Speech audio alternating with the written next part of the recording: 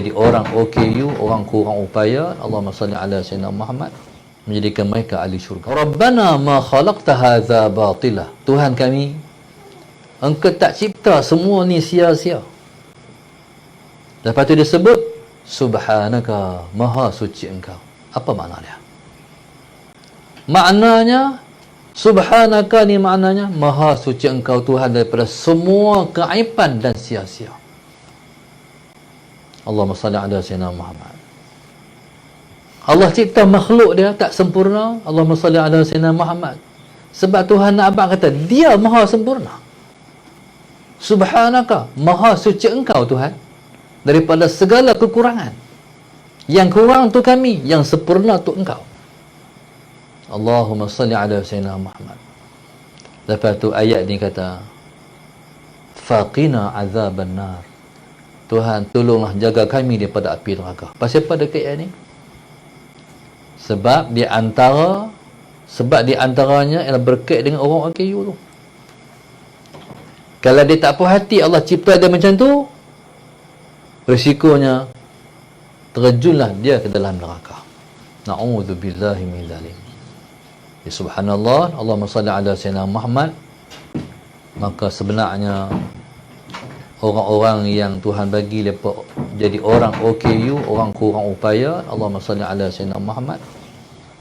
Yang pertama, Allah nak menjadikan mereka ahli syurga.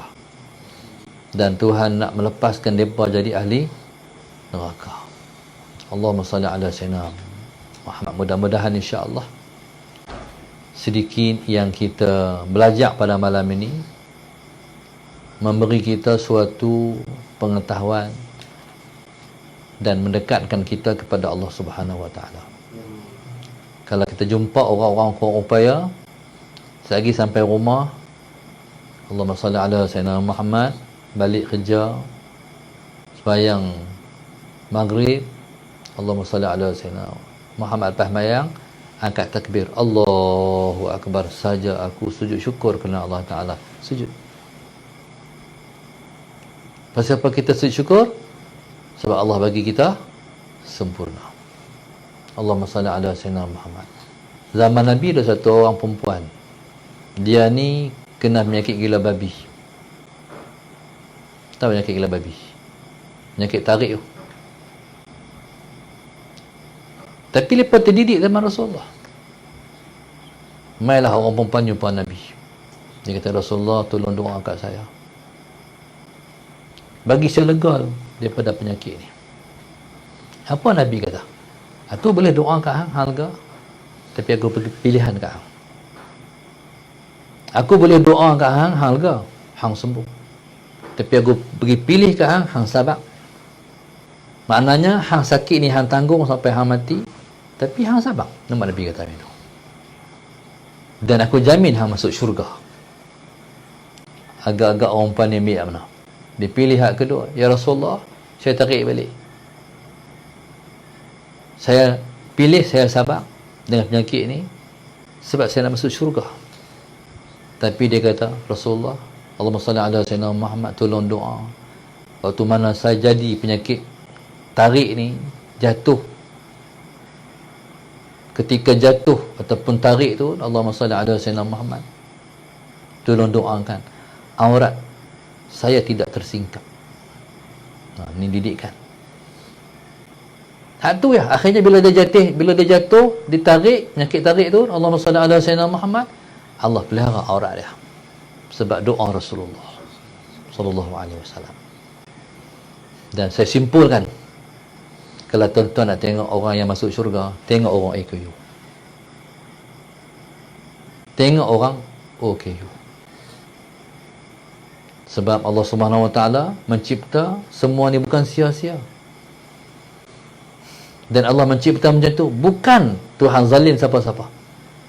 Tapi Tuhan nak semuanya balik kepada yang tercipta tu. Allahumma salli ala sayyidina Muhammad.